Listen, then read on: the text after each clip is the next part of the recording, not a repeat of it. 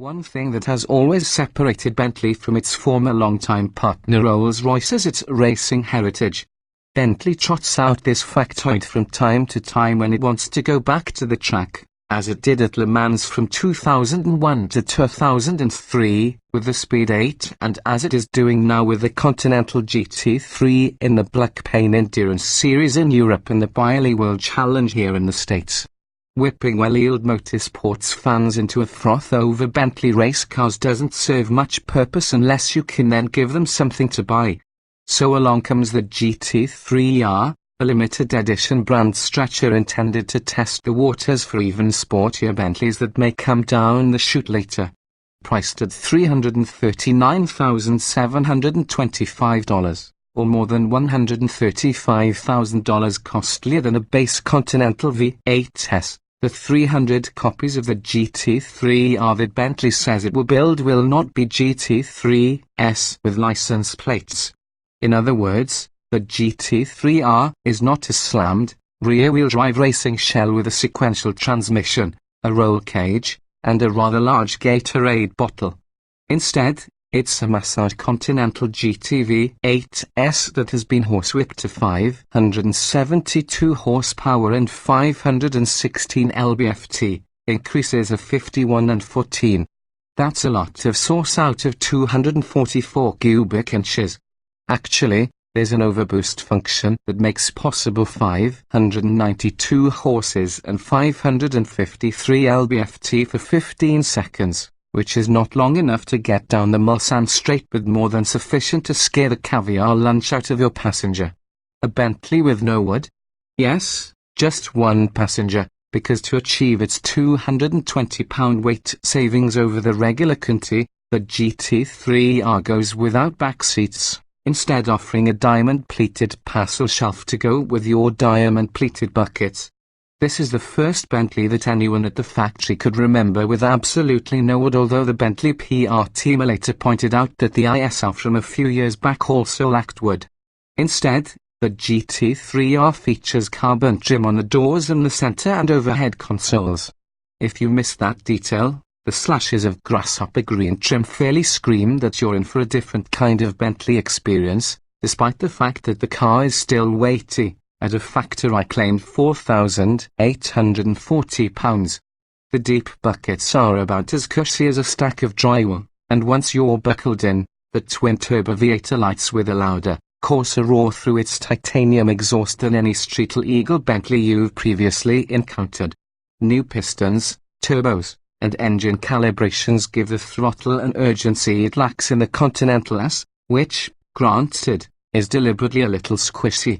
Bentley claims a 0 to 60 mph time for the R of 3.6 seconds, a realistic number as confirmed by our well-calibrated Keisters. This big B moves out. We're told the W12 wasn't used because it's a lot heavier, and trimming mass was a GT3-R priority.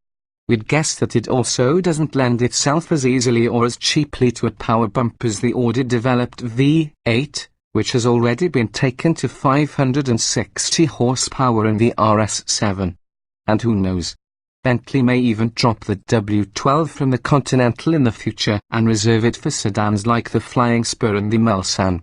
Either way, the worked V8 provides a vigorous if gentlemanly urge to the GT3-R, grumbling potently without being orally abusive. A shorter final drive ratio 3.50 to 1 instead of 2.85 in the V8S certainly helps hasten the GT3-R's acceleration. You can shift the 8-speed automatic, which has been tuned for faster changes, with the blocky paddles, or simply select the sportiest mode, which holds the car in lower gears and seems to have the proper ratio queued up when you want it.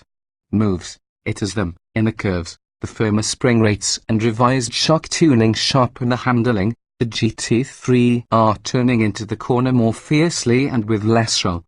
A torquey vectoring rear differential also does its part to turn this big freighter like a racing sloop.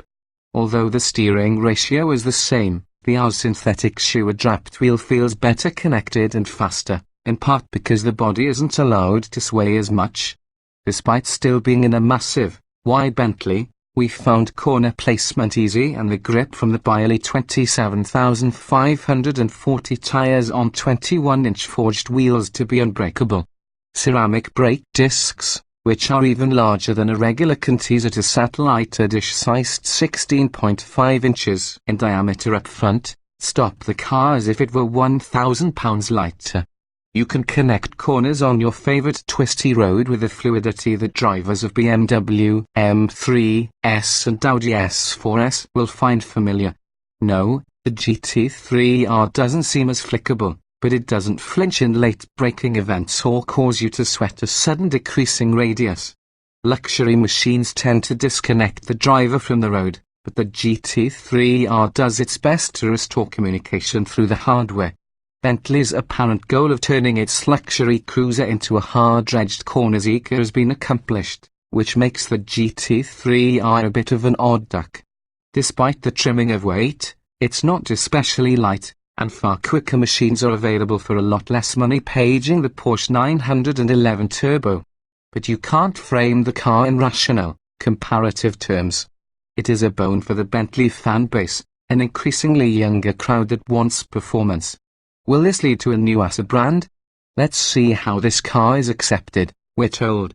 At least Bentley, unlike Rolls, has a history here with its many red labels, green labels, and black labels, as well as its various trips to Le Mans over the decades. With the GT3-R, Bentley is getting ready to push its boundaries again.